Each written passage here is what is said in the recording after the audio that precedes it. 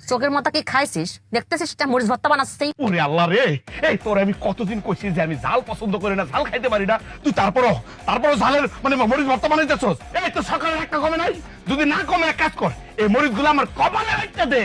লল্লি তোর খালি একার আছে, লল্লি কি আমার নাই? তোর খাওয়া লাগবে না, আমি খাবো। খা, তুই বেশি বেশি করে খা। এই তোর কত বড় সাহস, আমার বোন যে বাড়িতে আইছে তুই বলে ঘাড়ে ধরে বের করে দিছস, কাহিনী কি রে?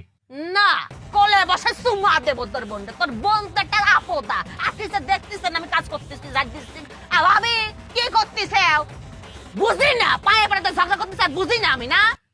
আসলে এই যে তোর সোফা, এটা লাগে তোরে আমি রাখবো না রে, তোর আমি একদম বটিতে দুধ একদম। আমি কি আমি চাইয়া থাকবো? আমি চাইয়া থাকবো? খালি ব্যবস্থা না হোক, ব্যবস্থা করে বলাইছি। আসলে তোর কপালে শনি আছে রে। ওরে খেসা খাগা মিনছে, আমার কপালে শনি না, শনি রবি সোম মঙ্গল বুধ বৃহস্পতি শুক্র সব আছে। তোর কপালে কি আছে? আমার কাছে গো আছে, গো যা। আমার কপালে আর যাই হোক, তুই নাই এটা আমি হিসাব করে ফেলাইছি। শুকরিয়া। ঠিক আছে, যাইতাছি যাইতাছি, এরপরে দেখবি চমকটা কি। কোনটা কষ্ট এখন?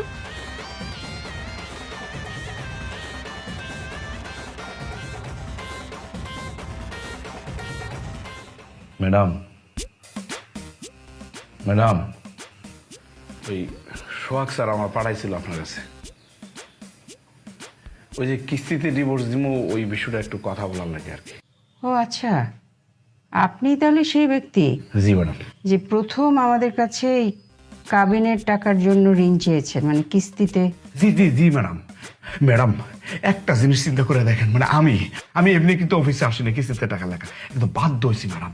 জীবনটা একদম তেজপাতা হয়ে গেছে, ভোর নির্যাতন আমি আর নিতে পারতেছি না ম্যাডাম। খালি আমি না, আমার মতো এরকম হাজার হাজার লোক এই দেশে নির্যাতন সহ্য করে, কিচ্ছু করতে পারে না।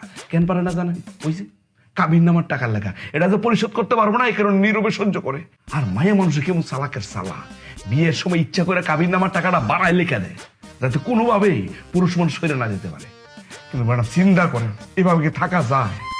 ম্যাডাম, কোনোভাবে যদি কিস্তির টাকাটা আমার দেন, মানুষ যখন জানবো যে কিস্তিতে ডিভোর্স দেওয়া যায়, তাইলে মনে করেন আমার মতো যারা কষ্টে আছে, আমার মতো যারা যন্ত্রণায় আছে, তারা হুড়মুড়ে আপনার কোম্পানিতে খালি টাকার লেগা, আপনাদের ব্যবসা কিন্তু একদম সাঙ্গা হয়ে যাবে।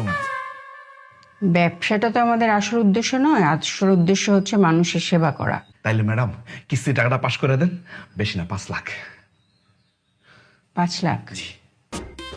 আপনি কতদিনের মধ্যে পরিশোধ করবেন? ম্যাডাম, আমি 5 মাসের মধ্যে পারবো ম্যাডাম, কোনো সমস্যা নাই। পারবেন তো? পারবো ম্যাডাম।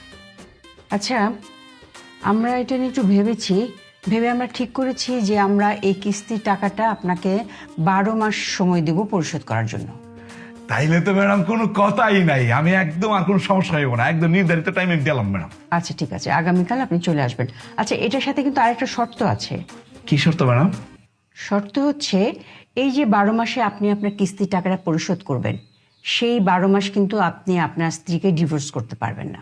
আপনি কিস্তির টাকা পরিশোধ করে আপনার স্ত্রীকে আপনি ডিভোর্স দিতে পারবেন। তাই ম্যাডাম, লাভটা কি? আমি টাকা নিয়ে সে আগুনের গর্তে পড়ে রইলাম, আমি তো শান্তি পাইতাম না ম্যাডাম। আপনি তো একটা বছর সময় পেলেন। একটা বছর যে আগুনটার সাথে থাকতো, এই বইটা কেমনি সম্ভব ম্যাডাম? সেটা আপনার বিবেচনা, আমাদের কিন্তু এই নিয়ম। আচ্ছা ঠিক আছে ম্যাডাম, আমি রাজি, দেন। আচ্ছা, আপনি কালকে আপনার সমস্ত কাগজপত্র ছবি নিয়ে চলে আসুন। কালকে পাবো ম্যাডাম? জি ঠিক আছে, কালকে মনে করেন টাকাটা নিয়ে বাড়িতে গিয়া বোর নাকটা বরাবর সুরে দেব, দিয়ে ঘুমনে এ তোর কাবিনের টেয়া, আর 1 বছর সময় দিলাম, 1 বছর মধ্যে তুই মুক্ত হয়ে যাবি।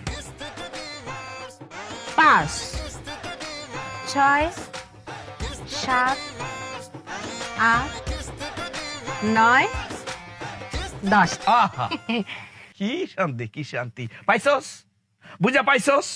কাবিনের টাকা পাইছস? হ্যাঁ পাইস। হেডম লাগে রে, টাকা দিতে হেডম লাগে। হয়েছে, তোর হেডম দেখান লাগবি না। এখন তোর ডিভোর্সের পেপারটা মানে দে, আর একটা কলম দে, সই করে দি দে। কি হয়েছে?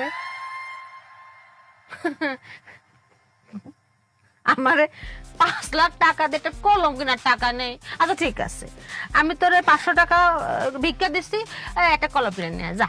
লাগতো না, আমি আসলে আটকাই গেছি রে, আটকাই গেছি। কোনে? বুঝলি, কিস্তিতে টাকা আনার সময় ম্যাডাম শর্ত জুড়ে দিছে, 12টা কিস্তি পরিশোধ করার পরেই ডিভোর্সের কাগজে আমি সাইন করতে পারবো।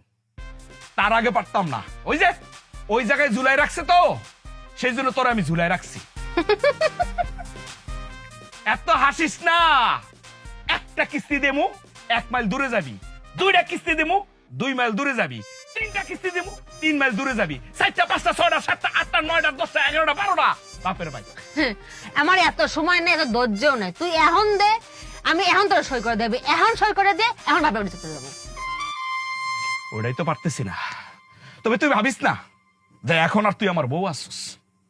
তুই এখন আমার নামে মাত্র বউ। হ্যাঁ, তোর ছায়াটা আমি মারাইতাম না। তুই যদি ঘরে থাকস আমি থাকুম বারান্দায়, তুই যদি বারান্দায় থাকস আমি থাকুম ঘরে। তোরে কিডা পায়ে ধরেছে যে আমার সাথে শুয়ে থাকো? এই তুই খাটাস, তোর জায়গা আছে ঘাটে মাঠে রাস্তায়, তোর মতো খাটাসের জায়গা ঘরের মধ্যে রে, এত বড় সস্তা কথা, আর আমি বারান্দায় থাকবো?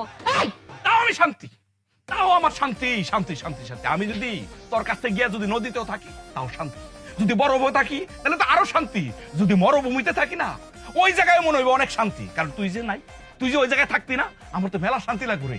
ওরে খেসা ভাঙা মিনছে রে, তোরে কিডা পায়ে ধরেছে রে? তুই আগে যা, এখন তো যা, এখন যা, কথা বাইরে যা। চুপ থাক। আরে আমার ভাল লাগতেছে রে। আরে কেমনে বুঝাই। আচ্ছা বাদ দে, যা 1 গ্লাস পানি লয়ে আয়। কি করব? 1 গ্লাস পানি। আমি তোর জন্য পানি নিয়ে আসবো? হ্যাঁ, আমি তোর এখন বউ না? ওই যে নামে মাত্র বউ, সেই জন্য 1 গ্লাস পানি তো পাইতেই পারি না।